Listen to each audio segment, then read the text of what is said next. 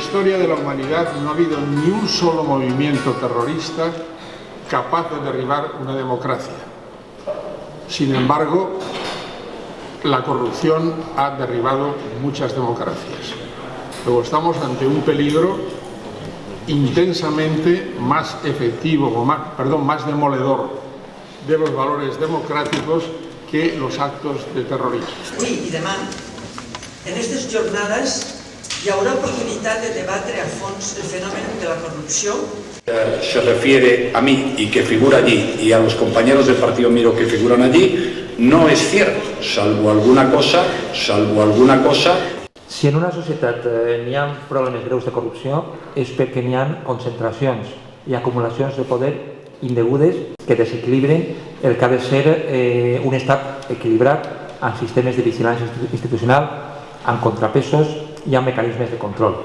Quan això falla és perquè el poder polític, el poder econòmic s'ha concentrat d'una manera abusiva.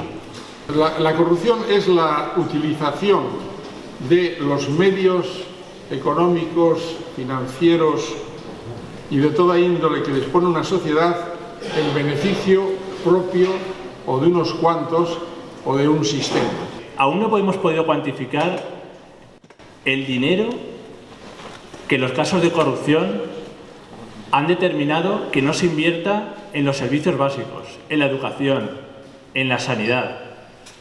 Todo eso aún no se ha podido determinar. El día que se determine probablemente entendamos una de las razones de por qué se ha producido la crisis en la que vivimos. Augmentar les penes i no adoptar mesures preventives ni donar a la justícia mitjans per la persecució resulta molt barat al legislador.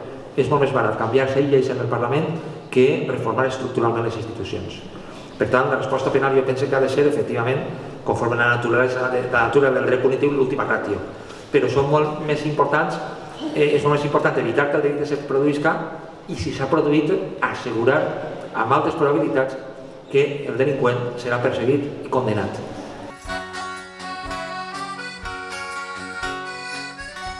Llegim molts titulars, vegem moltes notícies i arriba un moment que no sabem diferenciar el que probablement és ruïdo del que en realitat és important.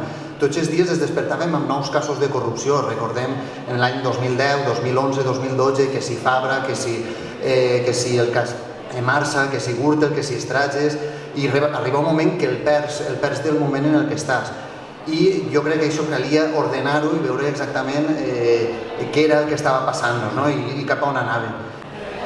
Jo crec que la labor dels periodistes consisteix sobretot en contar les investigacions que fan altres. Jo pense, i en això som molt radical, que és fonamental que hi hagi empreses periodístiques sanejades, empreses periodístiques que que guanyen diners.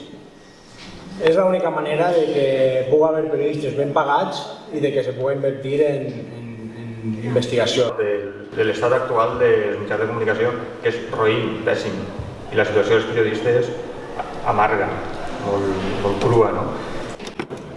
Gràcies. Bona vesprada i gràcies a tots per quedar-vos a escoltar-nos als periodistes. Jo vull començar fent una provocació. A veure què pensen els meus companys de taula i fins i tot el públic. Jo crec que el periodisme d'investigació no existeix. Per què penso que el periodisme d'investigació no existeix? Perquè tots els casos de corrupció que s'han destapat o tots els grans casos que hem pogut llegir en la premsa valenciana, si algú originàriament no tira de la manta, ningú s'haguera assabentat de res.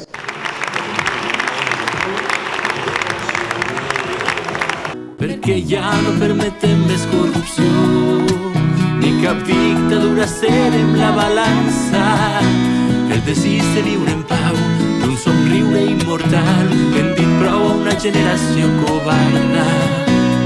I ara tu i jo cridarem. Hem dit prou, que és molt, que encadenen